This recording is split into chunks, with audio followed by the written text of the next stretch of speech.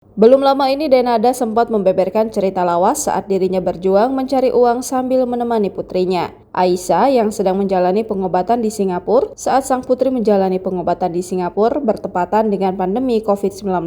Kondisi itu tentunya membuat Denada tidak bisa menjalani aktivitasnya sebagai penyanyi. Pada saat pandemi, justru aku berada di Singapura. Waktu itu nggak bisa kerja. Aisyah masih pengobatan, masih aktif treatment, masih aktif kemoterapi. Ucap Denada dikutip dari YouTube Ray-Ban Entertainment pada Senin 12 Mei 2025.